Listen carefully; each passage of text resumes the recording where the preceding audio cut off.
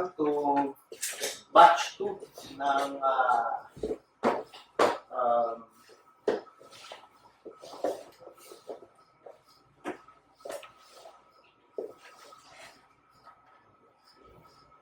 batch 2 kayo, ano? ISO auditors. So, I hope that you have already done your exams. Kung hindi pa, it's your loss, not mine. Okay. So that you know the roadmap, kung ano yung tatahakin ninyo.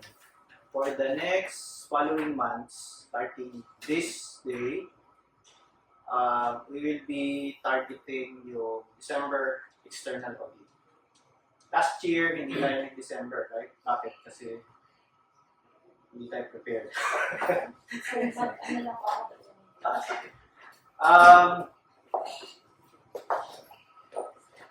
What I have already done, ito, ginawa ko na ito last time, tinustingan natin ito. And then, gagawin pa rin natin ito ngayon for the batch 2 is a weekly session. Ano? Bakit weekly session? Any ideas? Why? Ito. Or mastery set. Mastery. Pwede mo lang yung master ng sa upuan. Yung iba, di ba? Gusto nila, pag may training, tuloy-tuloy. Araw-araw. Bakit weekly? Tsaka bakit 1 hour? Di ba pwedeng ano sir? Di ba pwedeng 4 hours or 1 day or kaya 1 month? Dire-diretso. Bakit 1 week per week, 1 hour na? Bakit gano'n? Depende sir sa availability mo. Ko? No. Not really. Yeah, I mean, factor yun. Kasi ako, yung duty ko is shifting kasi kami. But that's not the point. May point yun. Bakit kailangan weekly? And bakit kailangan 1 hour? Any ideas? Sige, hindi nyo maisip. Ano? How do you eat an elephant? By 1 day per week. Ha? How do you eat an elephant? Ang laki-laki nyo. By process. By Ha? pieces. Ha? Little by little. Hindi mo makakain yun, mabubulunan kayo. And I'm pretty sure sa isang upuan, hindi nyo maubos yung isang elepante. Diba? Kapagatin mo siya. Nip it, nip it, nip it. Parang exercise. Huwag na exercise, toothbrush na lang. Sino dito hindi nag-toothbrush? Pag hindi ka nag-toothbrush, anong pakiramdam? Uncomfortable. Pero alam niyo ba, anong araw yung toothbrush? Panahon ng Vikings, panahon ng Egyptian. Wala naman toothbrush mo. Ngayon na lang yun. Ba't ikaw ngayon, sanay ka na. And that's the reason why it's better to have daily improvements or weekly improvements in our case. Kaya consistent, continuous. Saresa dun sa one time, big time. Kaya pag nagte-training tayo, training, anong madalas sa training? Isang beses, that's it. Kailan nga yung BLS, Basic Life Support. Sabihin, mag-PNC ako, bago pang breakthrough. Ngayon, pag ako sa kanya yung BLS, walang confident mo gawa. Versus, doon sa lagi kang nagtutoothbrush o lagi kang nagja-jogging. Nagja-jogging kayo parate, pag nag-PFT, hindi kayo hirap. Ano nangyayari? PFT kailan? Magpa-practice para sa PFT kailan? 1 week before. Yung iba doon pa magpo-push up. Kaya pagkatapos nun, mag-sisikol. Di ba? Pero katulad din na yan ng ISO. Noong araw, lalo na dito, tsaka yung mga ibang units na pinagtang. Style nila, magpa-practice lang mag-audit, magte-training lang mag-audit. Kailan? Pag malapit. 1 day. 1 day before, 2 weeks before. Tapos, gagawa ng letter sa DPH, sir, hindi ka mag-prepare. Kasi puro kami bago dito eh. Di ba? Laging ganyan ang excuse. That is what we call, forgive me for the blunt way of saying it, lazy way of doing things. But if you want to be professional, dapat ahead of time. Parang kayo sa bahay, di ba? Kailangan kayo matututong mamali up, matututo paano magpatay ng apoy pag nandyan yung sunog.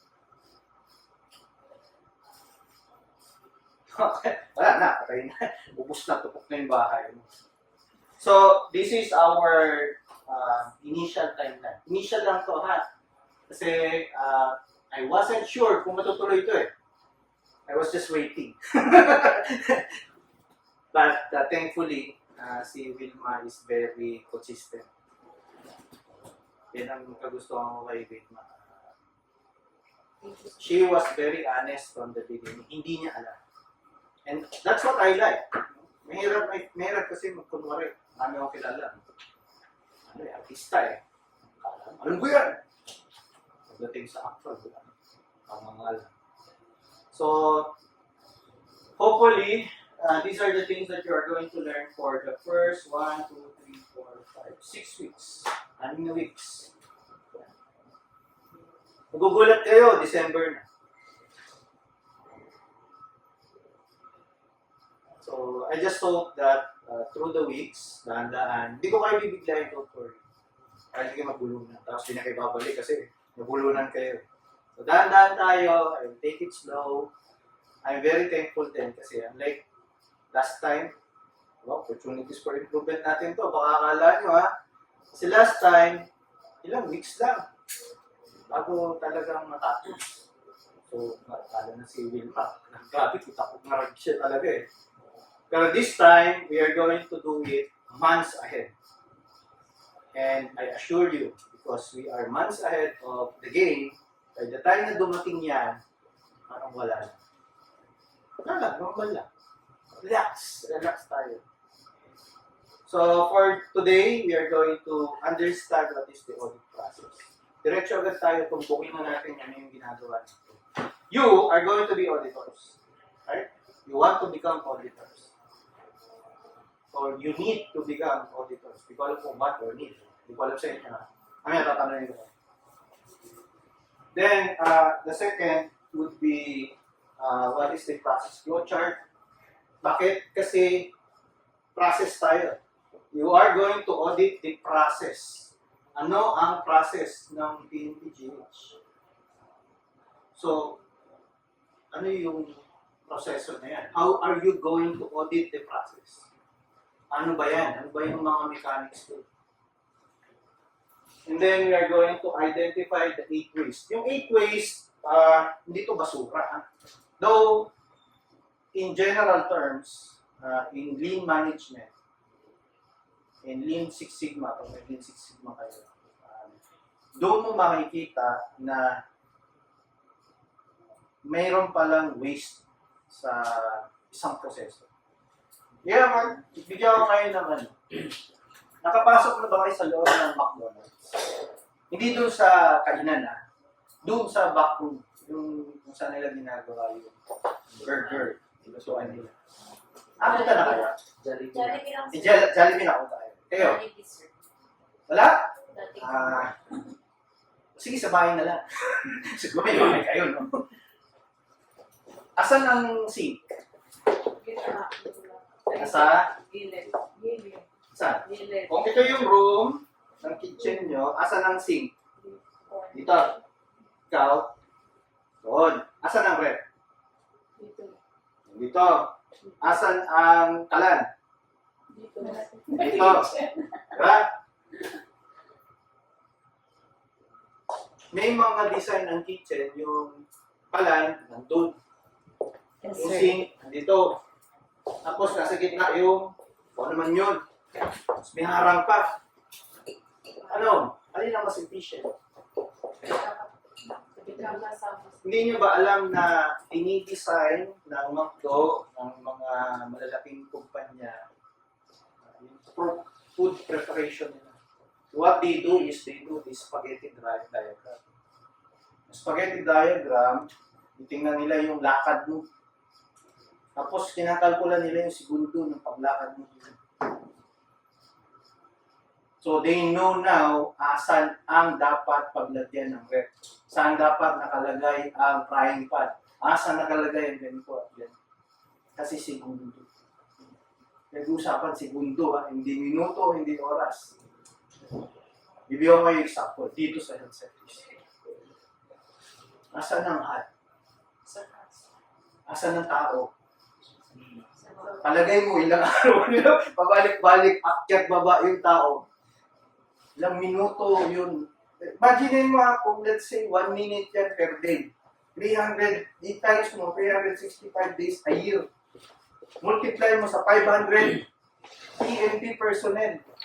Ilang minuto ang sinasayang natin just because nilagay mo dun yung attendance. Anong ginawa nyo? Saan? Doon nilipat ang attendance sheet. Nasaan? Doon sa gitna. And that is lessening the risk. And that is improvement. Galing, nung nakaisip mo, iisip siya.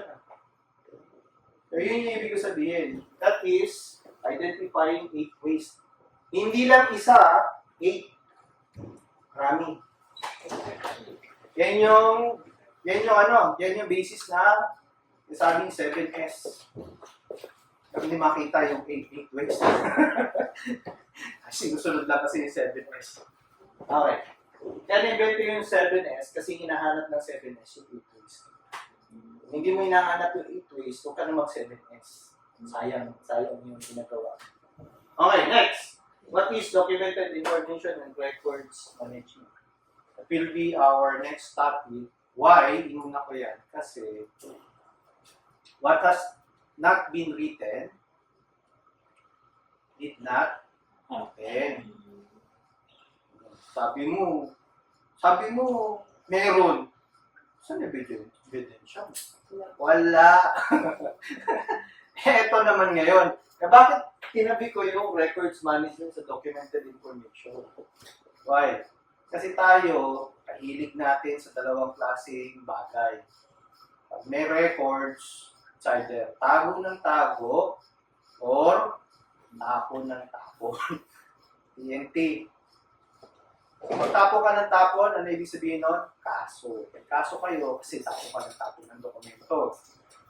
On the other hand, kung tago ka naman ng tago, yan ay nagre-reklamo. Sir, wala tayong upuan. Wala tayong lugar. Bakit? Puro records. Hindi kayo marunong paano mag-dispose. Very important, right? Next is yung correction and corrective action report. At the end of the day, may makikita non-conformity or opportunities for improvement. May mga non-conformity sa PNP parlance, non-compliance. Hindi ka nag-comply. Mangako ka pa, hindi ka naman nag-comply. So, ang mangyayari ngayon is issue ka ng correction and corrective action report. Yun yung ebidensya na meron kang dapat pag-gawin. Next is how to conduct a root cause analysis. Bakit ka mo? So, what will happen is, di ba, as auditors, matututunan nyo na ngayon ano yung audit process, ano yung proseso, paano mag-audit. Susunod is, ano i-audit mo? Hindi yung proseso. Anong basihan ng proseso? May basihan yung proseso eh. Yung policies and documents. Ano yun? Ayun siya. So, pag nag-audit kayo at walang dokumento, ang prosesong ino-audit mo, wala siya doon sa dokumentong sinulat mo. Non-conformity. Di ba? Non-conformity. At dahil i-mention mo siya ng non-conformity, dapat alam mo ang hahanapin mo dun sa correction and corrective action report. Ano yun? So, ibig sabihin, sunod-sunod po ito. Logical sequence of what you need to learn as a crash course pa lang, crash course noong ating auditors.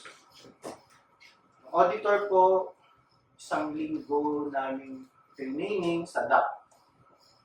Pero let me tell you, I got more confused dun sa training nila nung matapos kami. Alam niyo kung kailan ko natutunan yan? Kung saan, paano ko natutunan. Nung nag-actual na kami mag-audit. Kaya yung dulo nito, magmamak audit kayo. Sir, saan kami magmamak audit? Saan? Hard, sir. Ha? Hard. Hard din, sir. Hard din. Pause po, sir. Cheers, sir. Okay, sa office nyo, hanap kayo isang proseso, hanap kayo dokumento, i-audit mo siya. Yun ang mock audit. Okay? Pero, para masunod din natin yung rules ng auditing, hindi nyo pwedeng i-audit yung sarili nyo process. So, ibibigay nyo sa akin yung nakita ninyo, na-identify ninyo yung proseso, punta kayo dito, tapos mag-exchange dito kayo. So, ikaw, audit mo siya, audit niya siya. Okay? Okay. So, ganun mangyayari, ha? So, technically, what will happen is, we will give you the tools, we will give you the information of what you need to do during an audit.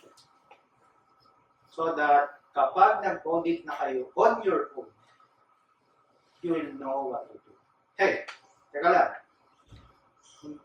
Nobody's perfect. And I tell you, pag nag-audit na kayo, parang blanco pa isip nyo. Kahit na nag-training na kayo. Pero doon nyo lang mapagtatanto, ay, ito pala sinasabi ng training. Ito pala yun. Doon ka pala magkakaroon ng wisdom. Mas malalaman mo rin na di pala lahat may audit eh. Ito lang pala eh. Ito lang pala.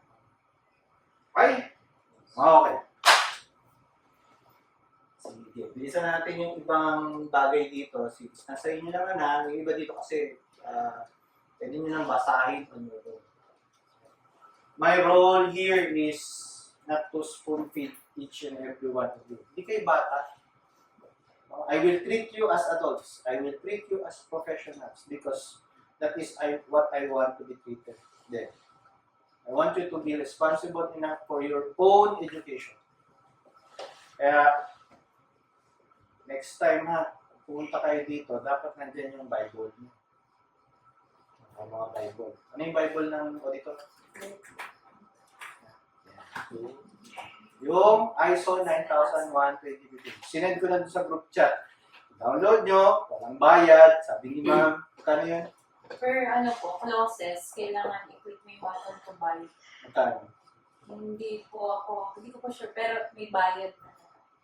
Pero sa amin, libre. Sa atin, libre na. Natin na. Huwag nyo na sabihin galing sa... Not for sale kasi Not for sale. But anyway, to cut the story short, that is our Bible. Kasabihan, ha? Lahat, kahit saan kayo pumuntang training dito, sa labas, sa abroad, isa lang sasabihin nila, you cannot audit what you don't know. Ino-audit mo ISO 9001:2015, tapos wala kang Biblia no ISO 9001:2015, aba, ang karapatan mo, hindi mo alam. Why? Kung mag-audit, hindi ka auditor. Ganun din ang mararamdaman ng audit. Sino yung auditee? Sila. Ngayon, yung audit mo. Kapal naman ang mukha ni Sir Salvation. Audit niya pa ako. Hindi naman pala niya alam. Diba? Tapos pupunta-punta ka doon. Patingin-tingin ka. Parang kulang to. No? Saan yung ano mo? Show me. Tapos, tinanong anong ino-audit mo. Sir, ano ba yung clause 5.2? Ay, di ko alam. Tayo dyan. Ako, sabi ko, teka, sign ko. Ito yung 5.2. Kasi hindi ko naman memorize lahat eh. And yes, hindi nyo memorize lahat. Pero paulit-ulit yung ginagawa, mamememorize ko. Okay? CJ. Yan po, within 1 hour, matututunan ninyo. So, my question to you right now is, why are you here?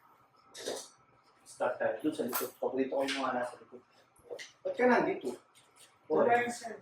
Learn. Kung gusto mong mag-learn na meron ng YouTube, dapat dito. Hands-on dito sir. Ha? Hands-on. Answer. Yes. Self-improvement sir. Self-improvement. Okay. Dapat dito. Sir, kasi dito, financially, kasi mahal sa labas. Hindi ko mahal. Pwede, totoo. 38,000. 38,000 sa 38. sa DAP, no? Sa DAP, sa Tilto, Grindland. Try nga kayo. Try nyo mag-search mamaya sa bahay pag wala kayong ginagawa. Search nyo. Training to Grindland. Sa Pilipinas aviation sir, 38K daw. Pero per session, 6K plus. O kung dun ka na rin lang, mag-to Grindland ka na lang. Ganun din, 30 plus. 38. Meron din yung mga pipicture yan nasa Facebook, 1,000, 2,000. Pero I doubt. I doubt. Ang ganda. Hindi ko lang alam. Hindi naman ako nag-training doon. Sa akin, sa DAP. Nag-training kami. But sabi ko nga sa inyo, after 1 week, mas lalo ako naging confused. Totoo. Totoo yun. Mas lalo ako naging confused. And I have to download and read ng mga libro. Saan ka tutak ng libro para? Pero I have to read those things. Then, online class ako sa Australia. Alam niyo natutunan ko? Ano? Wala naman. Ano natutunan?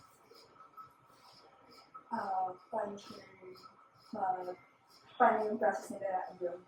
Oh. Aside Sila abroad tsaka dito. Sa Pilipinas. differences. Ano dito? Nasa kuligay. Natutunan. Ano yung realization? Strict. Mas strict, sir. Sila? Hindi, strict mga dito. Kasi attendance pa. Hindi ko pwede mawala. Doon pwede. Sana online. Pero doon, kung kailan ko gusto mag-aral, ano siya, self-paced learning. Gusto sa matapos. Alam, may bayad. Wala. Ano difference? The process natin sa kanila. Let me tell you ang natutunan ko after so many trainings, maraming libro. Walang difference. Kasi isa lang ang standard. Ang standard nila sa US, sa UK, sa Africa, sa India, dito sa Pilipinas, at kung saan kumpanya, government, private, business, pareho. Bakit? Isa lang ang standard. Yan ang kagandahan at beauty ng ISO. Regardless of your location, regardless malaking kumpanya ka, maliit na kumpanya yan, walang pinagkaiba. Kasi isa lang standard na sinusunod. So, itong walang bayad na to, sayang sa oras natin, ito, pareho lang, ang matututunan. Unless, sinungaling ako. Kunyari, bibulahin ko ngayon, ito yung matutunan. Tapos hindi mo pala totoo. Yun, magkaiba yun. Kaya, if you really want to learn, kahit wala ako dito, basahin mo yung standard. That's it. Pareho lang. Ang difference lang is that I am here with much experience compared sa inyo. Okay? Why are you here? Kasi mas added sa Say, copy-paste na lang. Same din sir, to learn more about ISO and Bakit? sa Bakit nga? So what? Kung matuto ka sa ayos, knowledge din sir. knowledge. So na lang knowledge. Sir, aside from it's free, parang mas curiosity din kung paano din ako maging auditor. Ito si Vilma, marami na itong realization. Ba't dito ako ngayon? May kailangan mo. Nahirapan ka. So, gusto mo hindi na mahirapan. Yes, sir. That's a very practical way of seeing things. Diba? Alam niyo na bakit? Kaya sila invite ko sa mga Sa akin, sir, to learn at saka para able to help the organization to Mas ano sa kanya, mas higher plane ang gusto niya. Hindi lang matuto, hindi lang siya being self-centered yung approach niya, but rather meron siyang outward na objective. So inward and then outward. Sir, honestly, professional growth. Kasi, Wow. Bakit mo gusto? Why? napag-alaman ko, nito bilang IQA, ang laki ng sweldo niya sa Napolcom at saka sa ibang bansa. Magkano? Sir, more than 80K. Oh, Napolcom. Sa Napolcom, ang junior IQA nila is nasa 70 plus, ang senior nasa 80 plus. But sa abroad, more than 200. Kano sweldo niyo? Huwag Basta niyo na sabihin. junior. So yun, kasi nothing lasts forever naman sa amin dito. So, yun, baka sakali, pwede siyang gawing sideline, side hustle, ganun. Or, Yung kinontract ko na consultant namin sa PSPG, acceptance fee niya, 50K. Uy, in-accept niya pala yung trabaho. Wala pa siyang dinideliver. Acceptance fee pala. Accept pala. Tapos kung magte-training ka, ito, ginagawa ko. At binabayaran niyo ako dito ng 30,000 pesos. Okay, magkano yan? 1, 2, 3, 4, 5, 6, 7, 8 times 30. Magkano yun? 24 to 40. Ngayon lang yun. Yun lang ako kayaman dapat. Ngayon, kamo lang, anong tawag dito? Pro bono. Pro bono. Wala pang snack. Yan yung ano ko, yan yung dedication for improvement, not for myself, but for others. So, why are you here? Kaya dyan ako nagsimula. Kasi gusto ko, kayo as auditors should begin with the end in mind. Kasi after nito, ang hihirap ka, 1 hour. So what? Ano nga yun? Pinagkagastosan nyo, uupo ka dyan, sakit na yung pet mo, hindi mo alam kung totoo yung sinasabi ng si Sir Salvacion. Pero, diyan kayo eh. So what? Diba? So I want you to realize right now that it's not only for self-development, but rather helping also the organization to achieve its objectives and become a quality standard. Thirdly, of course, this is your investment. For all you know, magkita-kita tayo 10 years from now, si Ma'am Wendy chief IQA na ng Napolcom. Bakit mo masabi? 10 years from now, baka, for all you know, di ba? Mag-apply siya doon. tapos ang kailangan ng CSC password. Kita mo. The certification ng IC. Pwede na akong mag-apply. Yes, sir. Senior, ano na kaagad? Kasi next year, retired na ako. Senior IQA. Nakikita niyo na. May kwento pa ako niyan dun sa taga-forensic group. Dati tayong gabi yun. Kasawa sila. Nurse yung misis niya. Siya, PO1. Tapos, nandun siya sa parang PSMU natin. Pero sila may hawak na isa. May training siya. Tapos, encoder lang siya. PO1. May nag-abroad misis. So, ang isa, pagdating niya doon, wala siyang makuha ka trabaho. Kahit anong trabaho, pinasok niya.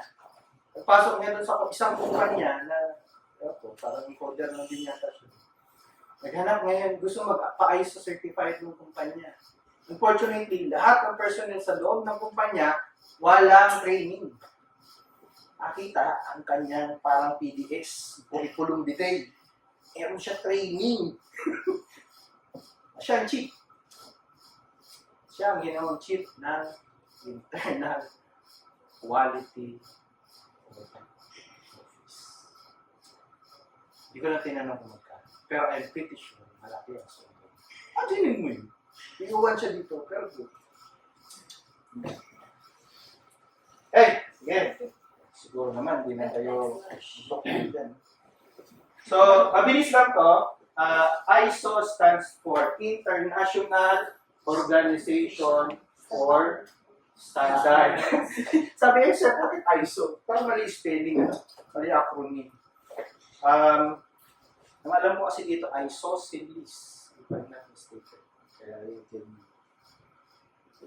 So, maraming nations na ang member state. So, kung kayo, nagbabalat kayo mag-abroad, kahit sa tayong punta, merong ISO. Kita nyo? 1947, buhay na siya. Akala nyo ngayon lang nangyari. Ayan, isos. Ang mga sabi ko. Greek word for isos, meaning equal. Kahit saan kayong panig ng daigdig pumunta, equal ang standard. Pilipinas lang yan. Pero ISO certified ka, pareho ka ng US. So, sabi mo dyan. Tayo, dito ISO certified na hospital. Pumunta ka ng Makati Med, punta ka ng St. Luke's, kung ISO din sila, pareho lang tayo. Kung ano yung hinahanap nila doon, pareho lang sa atin. Sabi, sir, ba't mas maganda sa kanila eh? Ganun eh. Ibig sabihin, kailangan pa natin mag-improve. Okay. Maraming gusto, ISO certified siya. ISO kami, ISO. Yabang. ISO ka nga, pero di ka naman nag-improve. Nonsense yun. So, yan, hindi lang basta certificate ha. It's not just a certificate. It's what you do. It's what results is being produced. Hindi basta-basta lang sinasabi. Nice to know. So, yun yung, natin, historical events hanggang sa naging 2015. Pag mapapansin ninyo, yung latest 2015. Ang sabi nila, by 2025, next year, may bago na ilalabas na ISO. Ito yun, ISO 9001, 2015. Dapat noong 2020, kasi every 5 years. Kamo lang, hindi nangyari. So, sa 2025, pinapangako na ISO. I-start siya sa afterward. Kasi napansin nila, pag hindi deliver ng bala, deliver ng Takedigera, iba't iba ang quality. Yung granada, tinapon ko lang kasi di pumunta. Ba't kaya? Ang quality eh. Kaya nagbagawa sila ng standard. Ganon. Ha? Matakin mo, may soldier pa, tapos pabarilin mo, hindi pumutok. Okay. So, ang 9,000, sir, ba't 9,000? Kasi ang 9,000, maraming family tree. So, may magkakapatid yan. So, marami pala ang ISO. Hindi lang siya 9,000. Yung 9,001, part siya ng family ng 9,000. Pero sa hospital pag mapapansin nyo, maraming ISO ang pwede nyo gawin. Isa lang ang ISO 9001 2015. Marami pang iba. Makakala nyo, yun lang yun. Okay, so don't worry, nandiyan naman sa. Sinend ko na sa Fiber Group. Meron na tayo sa Oo naman, nandun. Binigay ko sa inyo. Hindi ako madamot. Tsaka, Thank you. punta lang kayo sa internet, nandyan din yan. Okay. Ang ISO 9001 2015, pag mapapansin nyo, ito 14,000, ito 45,000. Tingnan nyo. It's almost the same. It's standard. Clauses, pareho lang, planning. Leadership. Context of the organ, pareho lang pala eh. Ibig sabihin, pag natutunan nyo itong ISO 9001 2015, at nag-apply kayo sa DOLE, ito gamitin this. Ay, ito ba? O ito. Toyota. 45,000 yung OSH. Occupational Safety and Health. Uy, malaki bayad doon. Alam mo na sa barko at saka sa hotel. Naku, malaki bayad sa mga ISO standard yan. Okay. Ito na. Pasok tayo sa ISO 9001 2015. 1, 2, 3, hindi yan yung audit. There are 10 clauses. Sa 10 clauses, ang 1, 2, 3 ay tunog. Basahin mo kasi, pag nakuha yung standard, basahin mo. Kasi nandyan yung scope, normative references, terms, and definition. Especially itong introduction. So, yung ginagawa ko ngayon, ni-skip ko na yan kasi hindi naman natin i-audit siya. Pero, por favor, kasi nyo sa bahay, basahin nyo yan. Pinasa ko rin yan.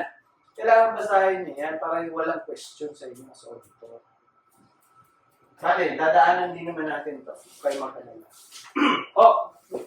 Sir, ito na. No? Mga ma'am, yung 4, is the context of the organization at yung 4.1 to 4.4, yan yung specifics na hahanapin ninyo. Pag binasa nyo pa yan, merong sub-clauses. Basahin nyo lang siya. In fact, mahilig lang kayo magbasa. Hindi nyo kailangan yung katulad. Kasi mabasahin din siya, yun eh. Kasi ako, gano'n lang din ginawa ko. After ko mag-training, hindi ko talaga siya maintindihan, na-confuse ako. Kumuha ako niyan, binasa ko siya. Ganun pala yun. Okay? 5 is about leadership. So, context of the organization is looking at the whole organization itself. While leadership is looking at your top management, the people who are making that decisions. 6 is about planning, meaning what do you want to do? Mangangako ka, anong gagawin mo for today until tomorrow and the next day and the next day. And then, ano yung plano mo pag may nagbago. Example, ngayon, puro officers. Next year, magiging NUP na daw lahat. O, yan tanong, did you plan for change? Ano gagawin mo ngayon sa mga personal na uniform? Dapat pinaplano yun. Hindi ka ISO standard o dapat di ka certified na ISO standard kung hindi ka nagplano ng changes. Ganun din po kayo. Pag kayo ay pupunta ng Baguio, pinaplano nyo, paano kung may sira ang road sa index, padadaan. Ganun yun. Okay? Next, operations. Walang taga-operations? Wala. Ito yung dapat. Yes, sir. Sila yan. Siya. In-invite natin Oo nga. Oh. Pagpunta mo doon, balik ka doon. Hanapin mo to. Meron ka ba niyan? Hanapin mo. Oo, hanapin mo yan. Pag ikaw ay operations manager, ito dapat ang ano mo. Ito ang forte mo. Dapat yun, marunong ka maghanap yan. Ano yan? Operational planning and control. Requirements. Design and development. Control of externally provided logging. Hindi mo malalaman yan. Hindi mo basahin yung next, performance evaluation and improvement. So, ito, kapag ikaw ay auditor, ito dapat ang isa sa pinakamahalagang cross para sa inyo. So, ngayon, di-training kayo auditor. Ito, dapat ang perfect natin. Kung meron man kayong clause na dapat tingnan as auditors, yung 9. Marunong tayo dyan. Kasi pag nag-external audit, tatanungin niya yun. Yung 10, parati yan. Kasi nga, continuous improvement. Hanggat buhay ka, continuous improvement. Summarize natin. 4, 5, 6, 7, 8, 9, 10. Nasaan ang auditor? Hindi siya. Internal audit. Yan ang trabaho natin. Okay? So pag mapapansin nyo rin, ang context of the organization, hanggang support is plan. Tapos, eat, do, check, and then act. So ganito po yan, para madali nyo yung maintindihan. Plano. Nangangako ako na Nangako po ako na dapat at the end of our training, matutunan nyo ang mga ito.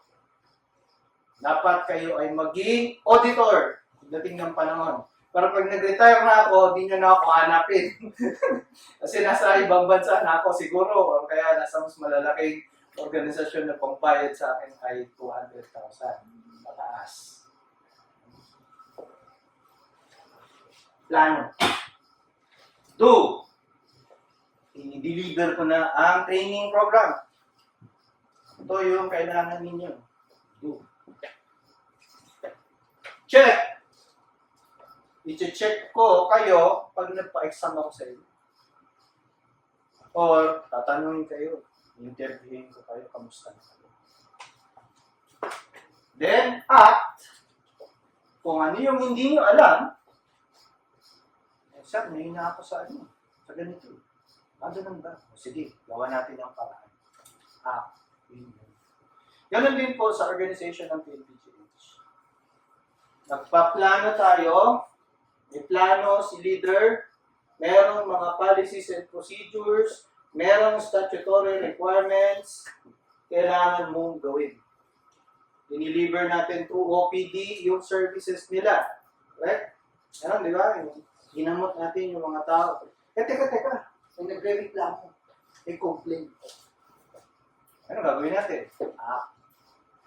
Plan, do, check, ulit yan. Plan, do, check, PDCA. Pero magugulat kayo, sa ibang bansa, may mga PDSA. NAS. Hindi check. Wala. Ano yung isa? Teka, anong oras na? Baka na magpasok. 4:11. Ano yung S? Ano yun? Survey up. Okay. Plan, do, survey up. Survey. Sustain. Bago ka nag-up, sinustain mo muna. Ano ba? Standardize. Plan, do, standardize, up. Standardize. Parang narinig ko na kung saan mo kinuha. Parang 7 siya. Ano ba? Anymore? Wala na? Doon, sa ibang version, kasi ibang author yun, study. So, plinano niya, ginawa niya, then pinag-aralan niya. So, may ako nagkamali. Pati ko na-hit yung target. At kaya? Siguro flinching. Study, PDSA. Sa iba yun, sa iba. Kasi dalawang school of thought yan, nung invento ang PDCA sa atin. Okay? Just in case lang, kasi wala bang makakit kayo na mga text na ganun. So, what is quality? Quality is delivering value to interested parties. So, pag tingnan kayo yan, OPD, what are you trying to deliver as a value?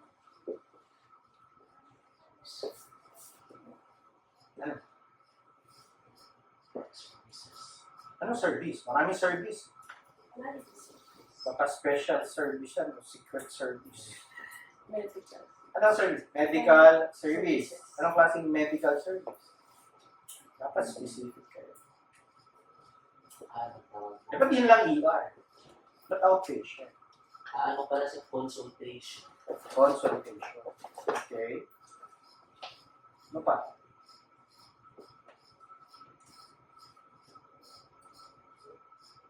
Diagnostic. Diagnostic. Okay. Ano pa?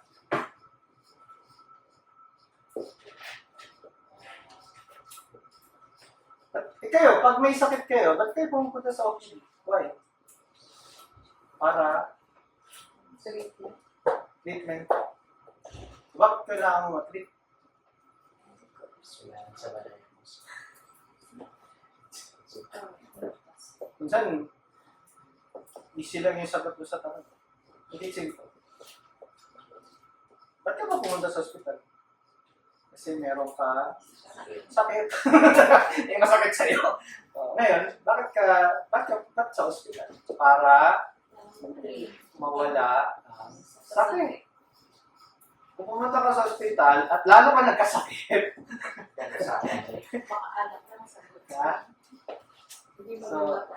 yes, walang quality kasi you did not deliver value. The only reason na pumunta ka sa hospital is kung gano'n na rin lang pala, wala palang details, punta na ako sa albularyo. Bubulahin naman nga ako, di pareho lahat.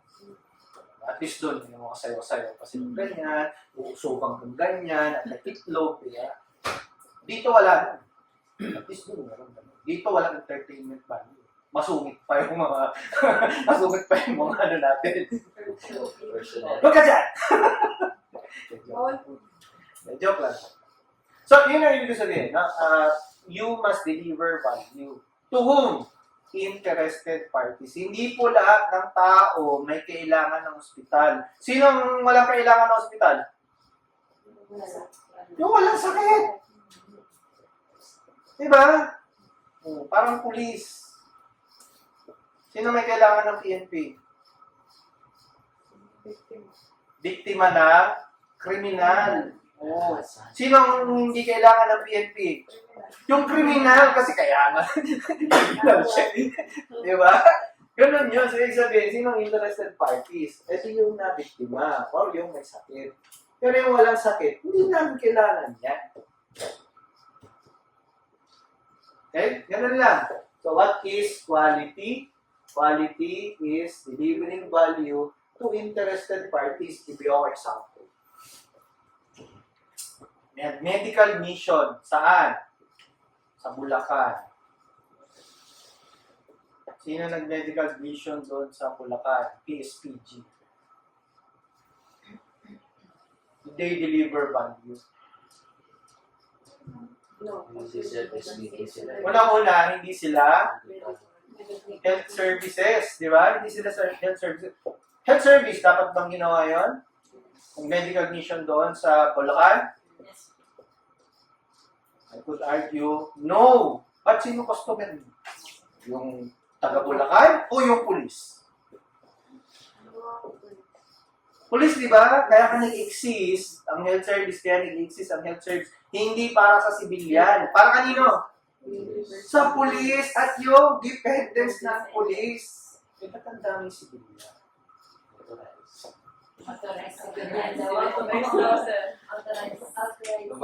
Yeah, that's my argument always. Kasi if you want to deliver a value, ang next question would be, who is your customer? Why do you exist? Ang sagot doon sa tanong mo, ayun, kasi yun yung kultura. Yan ang tanggap natin bilang a society or a community. Wala, yun ang kultura. Kaya nga sabi ni Peter Drucker, culture is strategy for breakfast. Kasi kahit anong plano at strategy mo, kung ang kultura mo pangit, ha? Pero wala akong ibig sabihin doon. Okay. Also, what you need to understand is, in order for you to hit quality, you must also understand what is a product, market, fit. Everything has a product. Whether it's a tangible thing, which is a good, or intangible things, which is what we call services. Dito sa PNP Health Service, specifically dyan sa PNP OPD, PNP's OPD, ang dinideliver po dyan ay services. Okay? Dinideliver nila dyan ay services. Ang product nila dyan at dinideliver ay yung dokumento ng medical certificate at saka yung laboratory results. Yan, produkto yun, signature. Something. Pag hindi mo nakikita, hindi siya nahawakan, siya ay service. So in this case, you are providing medical or healthcare services. Yun yung dinideliver nyo na value. Sa mga interested parties na kung tawagin natin ay may sakit na police, dependence, and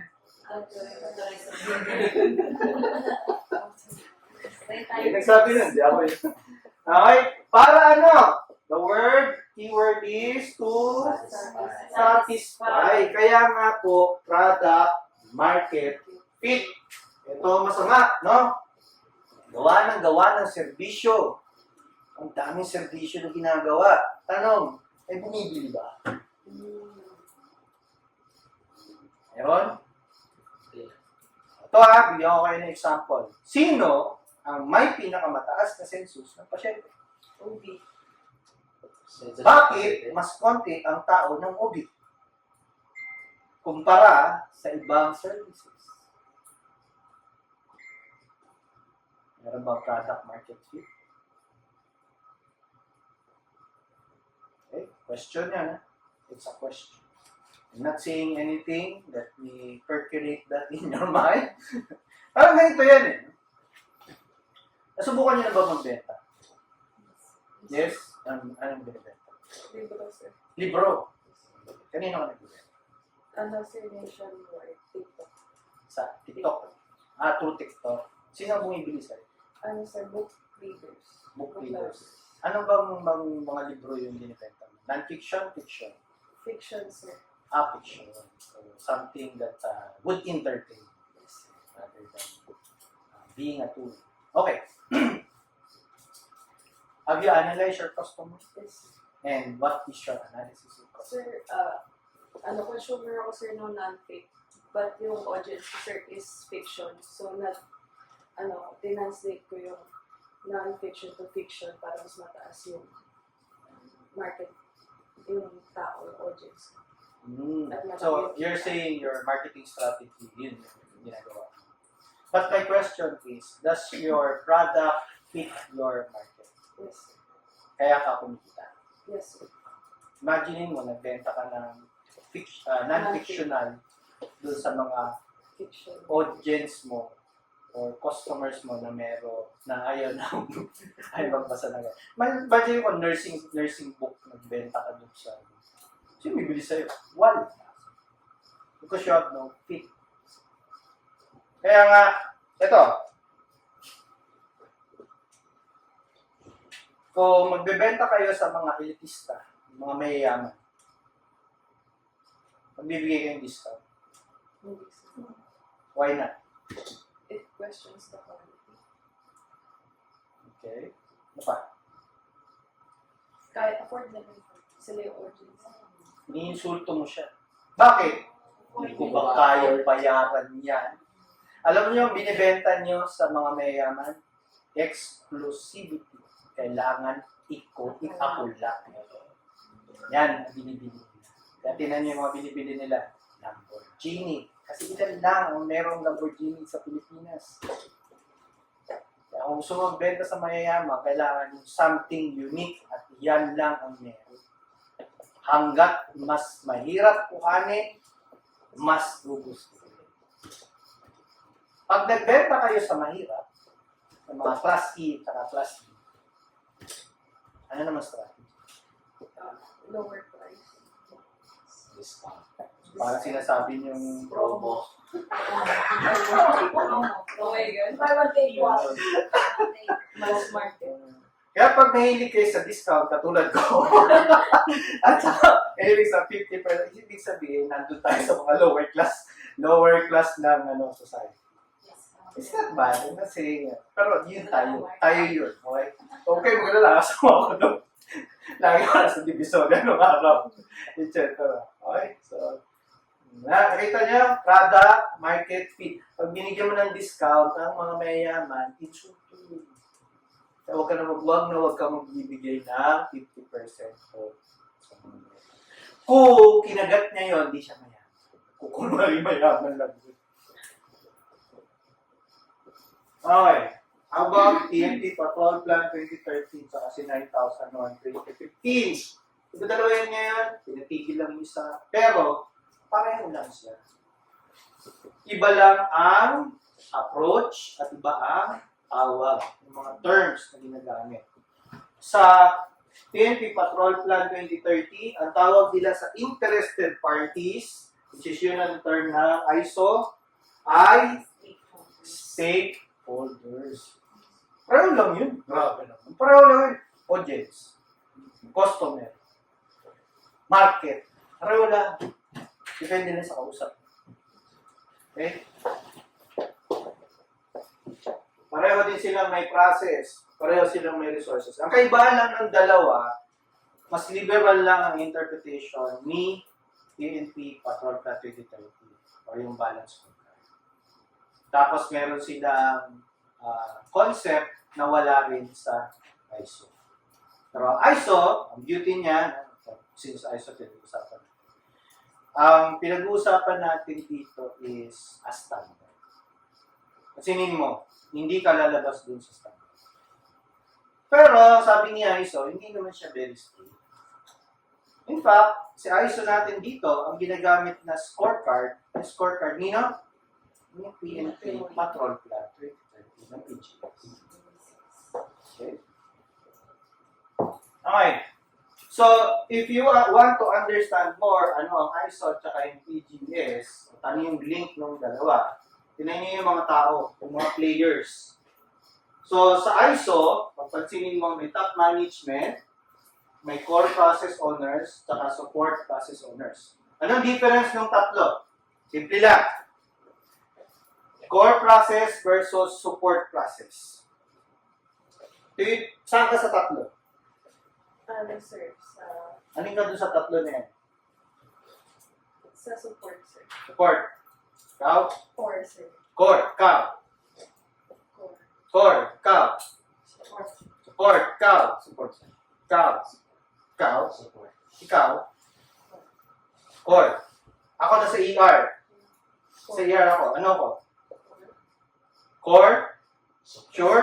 Core support. Core na. Support pa. As an ER personnel, I am directly delivering value to customer. Who is the customer of health service? Ulit.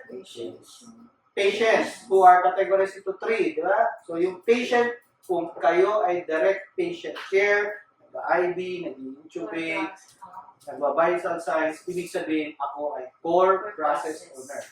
Kung kayo, ang trabaho nyo ay hindi directly sa pasyente at ang siniservisyo nyo ay yung provider, yung core process owner, kayo ay support. Basta hindi lumalapit sa inyo at di kayo nag-handle ng patient, then support. Diyan nalilito yung operations. Kasi akala ng operations nung una, sila ang core process owners. Oh. Support process owner. Because you are deploying people who are going to service the patients. Diba? Okay. So ito yan ha. Ito yan. So, ang tanong, sino si top management? Top management are people who are making decisions. If you are not a decision maker, then you are not in the top management. Ako partly decision maker ako ng ER.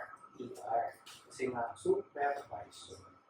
So partly top management, and as a chief nurse ng ER, I'm also a support process owner. Kasi pwede rin ako mag-take back at di na ako mag-patient care and aandaling ko lang manage ang tao. If that's my role, if that's what I do, then I am a support process owner. However, pag ako ay nag-handle na ng patient, which I always do, then I become a core process owner. So tatlo ang aking role. Diyan sa ER. Okay? Ay, teka. Time? 4:30. 4:30 sakto. Finish or not finish, we pass our paper. We will continue next week. Okay? So, kayo mag-alala. I'm always on time. Alright? So, we'll stop here. Although hindi pa ito yung end ng part 1. We'll just take it slowly. Okay? So, dahan-dahanin yung tututunan ito and along the way, I hope that you will enjoy the journey. Okay? Kasi nga, karamihan sa atin, nasanay doon sa isang upuan, tapos imusin yung oras doon, tapos pagkatapos doon, forever na ina-assume na alam mo na. You know what to do! Diba? You know what to do. Di ba nag-training ka na nung araw? Kailan? 10 years ago. Talaga. Talaga naman. Okay? So, we're going to do this one again next week. Standby lang kayo sa time. Pero most likely ganito rin. 3:30 to 4:30. Pero, kakakita ko lang kasi nung schedule namin kanina. So, mamaya, bigyan ko na kayo. Update ko. Questions? Yes. Question, sir. Kasi yung 23 minutes po ginawa kong holiday. So, Okay. dapat hindi siya Friday. Okay. Either Monday, Tuesday. Sabihan ko kayo, Wednesday, mamaya lang, pag Wednesday. i-review, Wednesday. i-review ko lang yung aking schedule, and then doon tayo mag of course, magdidepend din ako sa inyo, kasi ayoko naman din maging, ayoko naman maging malupit. But don't worry, kasi ni-record ko nga, so i-upload ko yan. So, mga hindi nakapanood, ay hindi nakapag-attend, panoorin nyo na lang. No? Yung mga hindi nyo naiintindihan na concept, panoorin nyo. Alright? Questions? Meron ba yung exam? Was it hard? Ano. Was it hard? Not hard? Not easy?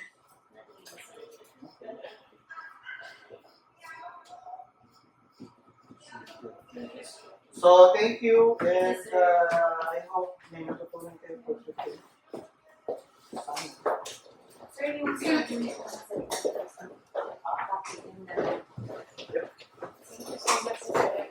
Ganyan lang tayo, para lang kayo nanood ng one episode ng Korean novel.